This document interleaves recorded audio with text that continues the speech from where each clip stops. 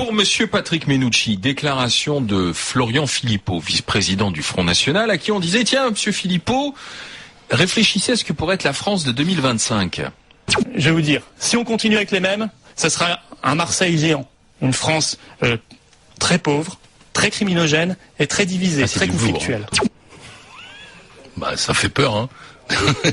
Marseille donne pas envie en ce moment. Marseille, oui, mais vous savez, je crois que sur Marseille, il faut quand même regarder les choses en face. Il y a effectivement des images pour Marseille qui sont véhiculées.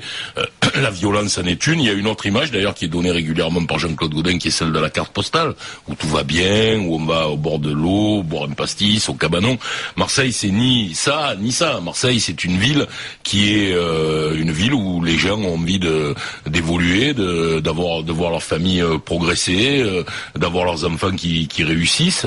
Et la difficulté de Marseille, c'est une difficulté essentiellement due à l'absence d'activité économique. Il y a un chiffre qui est absolument très dur pour nous, c'est que nous avons 122 000 emplois salariés privés, je ne parle pas d'administration, de moins que la zone lyonnaise. Donc, plutôt que les diatribes du Front National, on est quelques-uns à se préparer à faire des propositions et à travailler, notamment avec l'interministériel et les propositions que fait le gouvernement.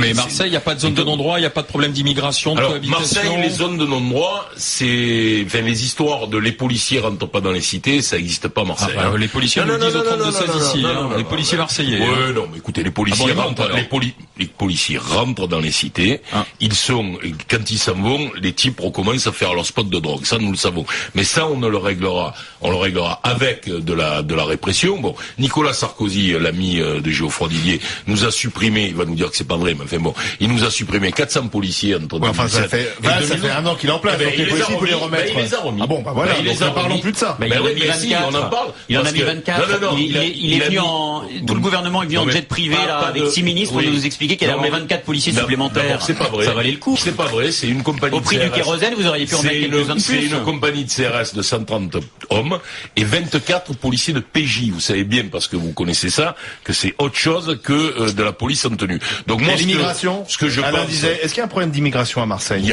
Marseille est une ville qui a toujours connu de l'immigration, du melting pot. Est-ce qu'aujourd'hui c'est un problème? Mais je crois que c'est pas un problème. Je crois que pour Marseille, c'est une chance.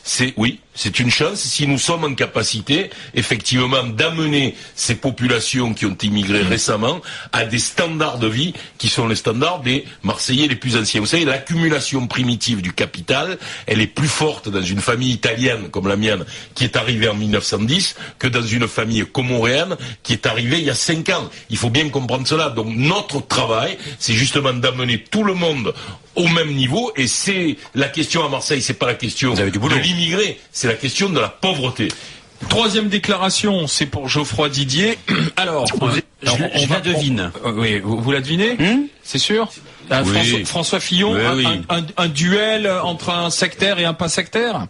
Aux élections municipales, j'ai dit à mes amis à plusieurs reprises, votez pour le moins sectaire. Parce que le maire d'une ville, la première chose qu'il doit faire, c'est d'être capable de la rassembler. Entre un PS et un Front National. Vous partagez ce point de vue? Non, mais moi je refuse de répondre à ces questions de stratégie politique. Mais oui, mais je veux dire, moi je suis un responsable public, je suis là pour essayer de répondre aux vraies angoisses de nos concitoyens, et je suis pas en train de mettre des petites étiquettes. Non, pas du tout. Je suis pas. Non, parce que je vote pas en touche. Je suis pas en train de mettre des étiquettes. Celui-là, il a voté Front National. Celui-là, il a voté Parti Socialiste. Regardez, si aujourd'hui il y a des passerelles, elles sont entre les amis de Patrick Mennucci et le Front National. Arrêtez. Mais oui, désolé. C'est parce que Marine Le Pen a voté blanc qu'elle a permis l'élection de François Hollande. C'est parce que. Et vous faites quoi entre un socialiste et un Front National, Geoffroy Didier? Écoutez, non, mais la question elle est directe. Non, mais elle est directe. Moi, j'ai toujours dit que je ne votais ni pour le Parti Socialiste qui s'est lié avec les extrêmes, ni pour l'extrême droite. C'est simple. L'extrême gauche. Vous connaissez l'extrême gauche ou pas? Vous connaissez l'extrême gauche? Ah bah, il est sans doute l'arbre sympathique qui cache la forêt rouge. Mais vous trouvez que Philippot, il est sympathique, vous? Ah mais est-ce que j'ai dit que je trouvais Florian Philippot sympathique? Je vous dis juste